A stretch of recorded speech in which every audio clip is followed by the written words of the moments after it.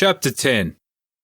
Wednesday arrives and I oversleep, waking up at 11 a.m. I drag myself out of bed and make some breakfast, toast and half a can of baked beans. I take the morning slow, sitting in front of the TV and waiting for the will to do something. I can't be bothered going to school. I'm absolutely exhausted and I don't think I can handle it. I spend the next few hours lounging around on the couch, watching shitty daytime soaps and only getting up to smoke cigs in the 8th floor stairwell. Around midday, I steal a couple of Robert's beers from the fridge. This improves my mood slightly, enough to call Spike and see what he's up to. He and Kev are at Kev's brother's place, kicking back and smoking cones. So I head over and hang out with them for the rest of the day. Around 4 p.m, Blackjack rocks up, coming in through the back door and throwing his bag on the kitchen table. He walks straight into the living room where we're all sitting spaced out, watching music videos. Without a word, he flops down on the floor and grabs the mix ball, haystacking the cone and ripping the bong with a fury. He exhales deeply, throwing his head back and sinking into the couch. We all crack up and Blackjack grins at us. Tough day at school? I ask as he packs and rips another cone. Alright, he nods, exhaling the smoke in my face. Where were you? Rolled out of bed late and couldn't be fucked. Blackjack gives me a sly, sideways glance.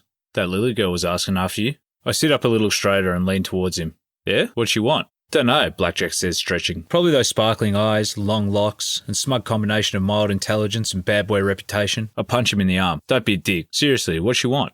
Honestly, I don't know, Blackjack shrugs. Just to see you, I think. There's a party on at Samantha Jennings on Saturday. I think she's trying to make sure you'll be there. Seriously? Shit, I don't know. I got distracted by Becky Woods in a tank top, bending over to get her books out of her locker.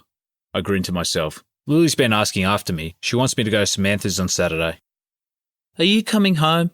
Yeah, of course, sir. Promise? You know I'd never leave you by yourself with him. Sarah and I sit at the swings at Studley's Reserve eating ice creams we bought with some money Spike gave me. I spent the last few nights over at Spike's helping him out with drop-offs and chilling with him. Dad says he's sorry for the other night. He says, I don't want to talk about him, Sarah. Every instinct I have is telling me to detach myself from him, to move away and forget about him. Maybe even Sarah too. Fine, she mutters. We sit in silence for a while. I know she's upset about Robin and me fighting, and the fact that I'm avoiding coming home. But even so, I sense there's something more that's bugging her. Sarah, is something going on at school? No, nothing, Jace. Just drop it, okay? Sarah, you haven't been walking me to school. I haven't been going to school either. With everything that's going on, school just seems like a burden and responsibility I don't need right now. I'll start doing it again real soon, Sarah. I just need some time away. I want you to come home.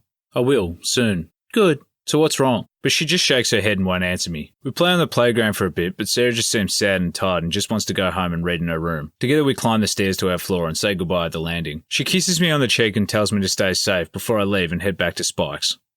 I sit in the 3rd floor study at school, sketching in my notebook and trying to avoid going to wood class, wondering what foolish compulsion had led me to come to school today. I'd say it's mainly the fact that I'm shit bored hanging around at Spike's and need a break from bongs and booze. Hey, a familiar voice says. I turn around and see Lily in the doorway, leaning on the frame. How you going, Jace? Not bad, I reply automatically. You? Good. I haven't seen you in a couple of days. How'd visiting DJ go? I ended up telling Lily about DJ. Word had somehow got out at school about the fight, and the few people who knew DJ had been asking me and Blackjack non-stop questions. Yeah, he'll be alright, I say, gazing at her. He got messed up pretty bad, but he'll recover. What have you been up to? Nothing, she shrugs. Just school and stuff. Went and got a taste for the local live music scene the other day. It was fun. I snort. Never would have picked you as a hipster. Then again, a sensitive voice, carefully styled hair and a Gibson steel string would make any girl wet. Lily hits me in the chest. You know, you're usually a sweet guy, Jason. She stirs, trying to suppress the grin threatening to spread across her face. But then you open your mouth and it's like, who let this retard in the room? I smirk at her. You shouldn't make fun of retards. They're way more capable than me. Anyway, what are you doing this weekend? Lily asks with a giggle. I don't know, I say, yawning. I haven't really got anything planned yet. Well, Samantha's having a party tomorrow night and it's going to be huge. You should come. I look her over. Her body language portrays nothing. Is that okay with Samantha? I ask, eyebrows raised. Sure, she told me to invite you and Blackjack. Well, I guess. It's not like I've got anything better on tomorrow night. Lily's face lights up. So you'll come? Yeah, why not? Lily beams.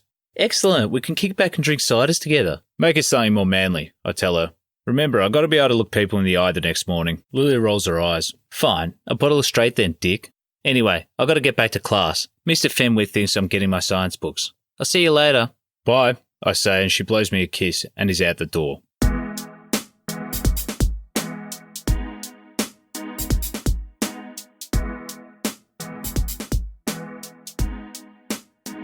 If you're enjoying this book, please take the time to like, comment, share and follow. This helps me, the author, considerably and means I can keep producing content for free forever. Thank you and have an awesome day.